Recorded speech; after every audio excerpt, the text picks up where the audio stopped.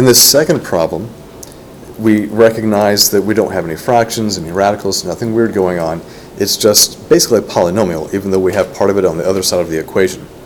We see the square, and so that lets me know that I'm expecting to have two solutions for this. It's quadratic. Let's go through our progression. The first thing that we would look at is, can I use the square root property? The square root property, we would only want to have one instance of x, but I've got two. So the square root property is not what we want to use here.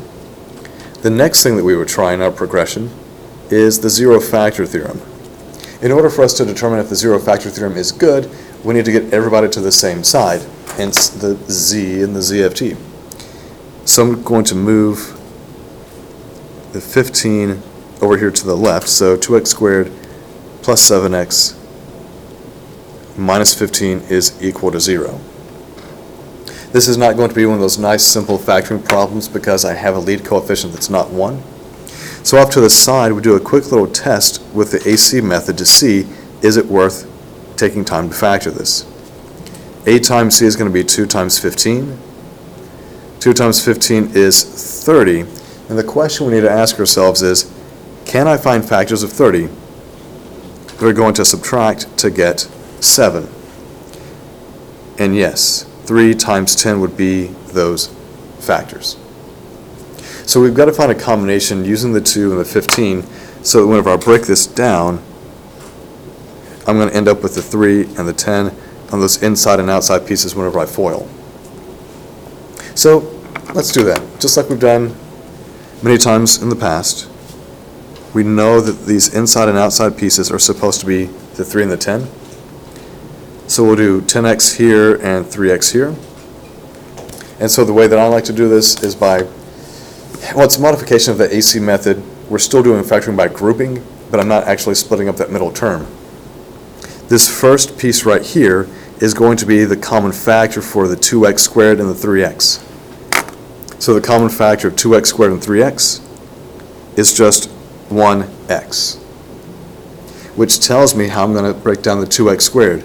2x squared is going to break down as x, and the other factor that would give me 2x squared is 2x. And we know that we're on the right track because you see that if I do the division, 1 goes into 3 evenly, it goes in 3 times. 2 goes into 10 evenly, and it goes in 5 times. So there's your 2x squared. 5 times 3 is your 15. The only thing I haven't addressed yet would be your signs. To end up with a plus 7x here at the end, that's going to require the larger of these two numbers to be the positive one, and this other guy's going to have to be a negative.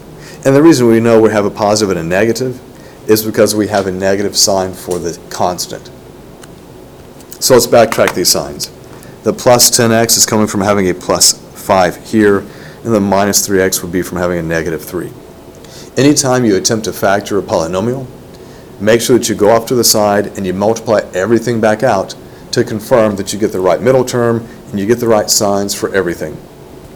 So there's your 2x squared, your minus 15, plus 10x, minus 3x gives you the plus 7x in the middle. And then the rest of that zero factor theorem would say, take x plus 5, set that equal to 0, or your other option is to take the 2x minus 3 and set that equal to 0. Solving each of these step by step if you need to, you can subtract 5 on both sides, which leaves me with x is equal to negative 5 as one of my solutions. And on the other side, for the other half of this equation, add 3 to both sides. So 2x equals 3. Finish by dividing both sides by 2. So we get x equals 3/2.